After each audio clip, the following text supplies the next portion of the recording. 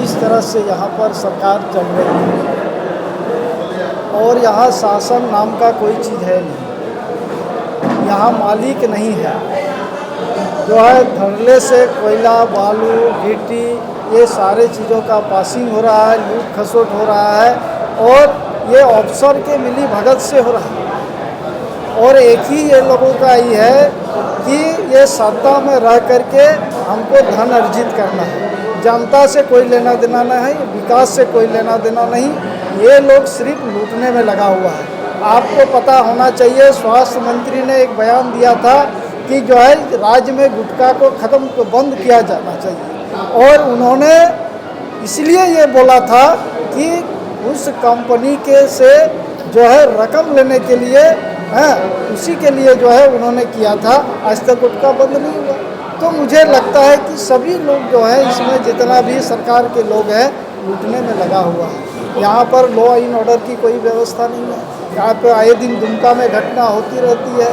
तो मुझे लगता है कि इसमें भारतीय जनता पार्टी इसके नाकामी को जनता तक ले जाएगा और ये सरकार निश्चित रूप से आने वाला समय जो अपने को मैया योजना से पीठ थपथपा रही है, वही मैया योजना इसको ले डूबने वाला भी है। इसलिए कि यहाँ पर जो है सभी चीज़ों में जो है लूट खसोट ये जारी है और इसमें जो है सारे लोग मिल के कर रहे हैं। इसमें जो है किसी भी तरह का आज सभी विभागों का पैसा काट करके मैया योजना में देना, हमारा ठेकेदार को जितना भी है वो जो है पैसा फंस गया, इन लोग का पेमेंट नहीं हो रहा है। और आप मैया सम्मान निधि अगर आप दे रहे हैं योजना, हमारे विधवा पेंशन कहाँ गया, विधवा पेंशन, दिव्यांग पेंशन, ये सारे पेंशन को जो है जिसको ज़रूरत है, वृद्धा पेंशन, उसको नहीं दे करके आप मैया सम्मान निधि दे रहे हैं। तो कहीं ना कहीं ये जो है वोट की राजनीति करता है। भारतीय जनता पार्टी वोट की राजनीति नहीं करती है। आज आपको पता है कि आज मोदी जी के नेतृत्व में जिस तरह से गरीब व्यक्ति तक योजना पहुंचाने का काम कर रहा है, चाहे वो गरीब कल्याण अन्न योजना हो, प्रधानमंत्री आवास हो, उजाला योजना, सारे चीज़ें जो है गरीब के लिए दिल्ली से 1 रुपया चलता है तो गरीब का खाता में 1 रुपया पहुँचता है।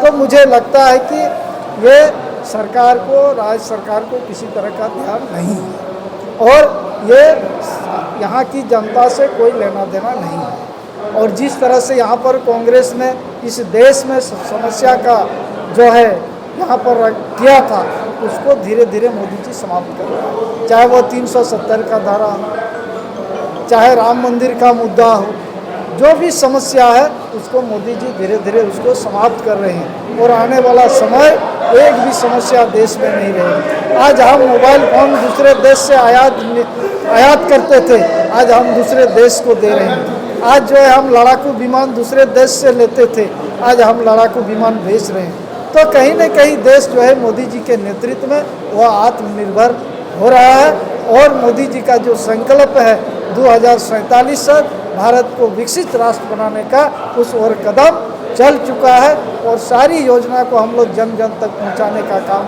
कर रहे हैं। आज का बैठक विशेष रूप से यही था, सक्रिय सदस्य हमारा जो कार्यकर्ता है उसके बीच में इन सब मोदी जी के 11 साल के कार्य को जनता के बीच ले जाना। सर ये बताइए ना कि देखिए, हम तो देखिए पहले भी बोलते हैं, जिसने राज को बेचा था 3.25 करोड़ में, उसी का बेटा है हेमंत सोरेन। और इस बात को हमेशा बोलते हैं कि शिबू सोरेन का परिवार से ये राज का भला नहीं होने वाला, ये लिखा ही नहीं है। इसलिए इस पर आशा करना दुर्भाग्य होगा। ये लोग चाहता ही नहीं है यहाँ के लोग गरीब रहे, यहाँ के लोग पलायन करे, यहाँ के लोग भीख मांगते रहे, ये लोग यही चाहता है। इसलिए कि भारतीय जनता पार्टी पैनी नज़र रखे हुए है। आने वाला समय निश्चित रूप से ये लोग सारे लोग जो है जेल में नजर आएंगे। ये आज मैं आप सबों के बीच में कहा। विधानसभा चुनाव के समय हेमंत सरकार ने क्या कहा कि 18 से लेकर 50 साल तक के सभी मैया के खाते में हम पैसा देंगे और पहला किस्त में 57 लाख महिलाओं के खाते में पैसा देकर चुनाव जीत लिए वो। और धीरे धीरे नाम हटाते हटाते आज जो है 37 लाख महिलाओं के खाते में ही पैसा गया। 30 लाख जो है 20 लाख महिलाओं का नाम सरकार ने डेटा से हटा दिया। और धीरे धीरे ये सरकारी योजना को धीरे धीरे आधार लिंक जोड़ेगा, आधार कार्ड से जोड़ेगा खाता को। इस तरह से धीरे धीरे कई ग्राउंड लगाकर और सरकार इसको धीरे धीरे बंद करने की साजिश कर रही है। वहीं दूसरी ओर उस समय जब रघुवर दास जी की सरकार में जब इन्वेस्टर समिट होता था, रघुवर दास जी विदेश जाते थे तो यही हेमंत सोरेन नेता प्रतिपक्ष थे आवाज उठाते थे कि ये तो हाथी उड़ाने के लिए जा रहा है। तो आज जो स्वीडन और स्पेन जा रहे हैं हेमंत सोरेन जी, ये क्या वहाँ घोड़ा उड़ाने जा रहे हैं? मैं उनसे पूछना चाहता हूँ कि आप घोड़ा उड़ाने जा रहे हो वहाँ पे? और आप जो जनता को गुमराह कर रहे हो, रात के अंधेरे में आप अडानी से गलमैया करते हैं और आपके कांग्रेस के नेता राजद के मंत्री बैठ के वहां अडानी का विरोध करता है। ये जनता को गुमराह करना बंद करिए। रात की जनता को धोखा देने का काम हेमंत सरकार कर रही है। इसको भारतीय जनता पार्टी जल्द ही इसको उजागर करने का काम करेगी। धन्यवाद। देखिए, भारतीय जनता पार्टी का संगठन कभी कमजोर नहीं रहा है। भारतीय जनता पार्टी हर चुनाव से सीखती है और झारखंड के परिप्रेक्ष्य में अगर आप देखें पिछले विधानसभा चुनाव का, तो वोट प्रतिशत भारतीय जनता पार्टी का 2019 के विधानसभा चुनाव के तुलना में बढ़ी है।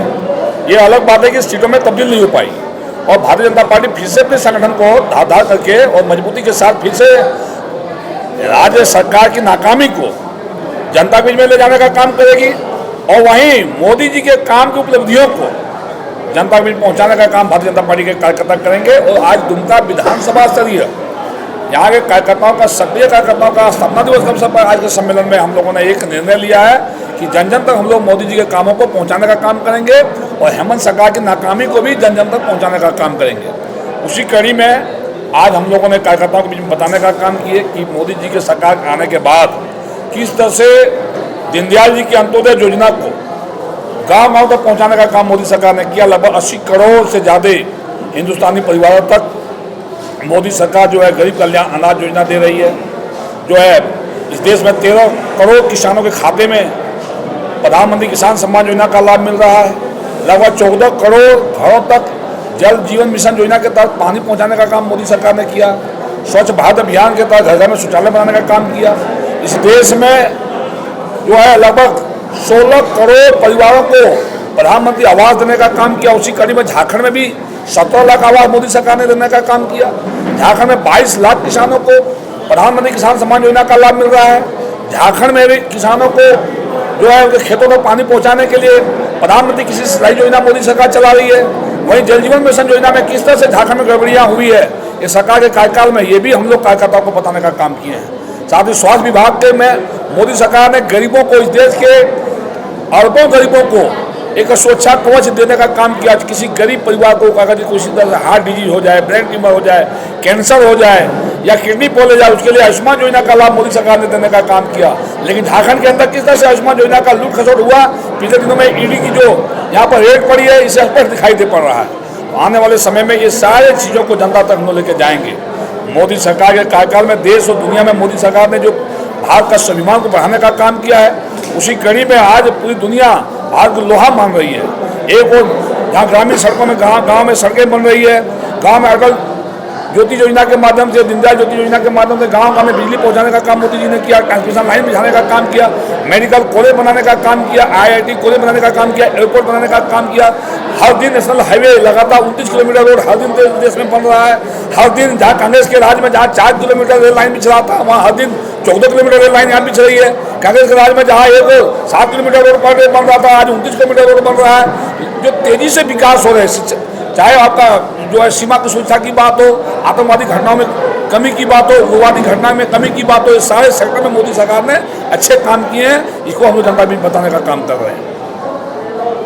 तो मैंने कल परसों ही कहीं बयान दिया था, एक वो राज्य सरकार जहाँ इलीगल बालू, इलीगल कोयला पत्थर पर रोक नहीं लगा रही है, एक नजराना देकर सभी चेक पोस्टों से जिस तरह से बालू, कोयला, पत्थर यहाँ से बाहर जा रहे हैं, वहीं दूसरी ओर जिस तरह से राज्य सरकार ने पर टन कोयला पर, 1 टन कोयला पर 250 रुपया झारखंड लैंड टैक्स लगाने का काम किया है।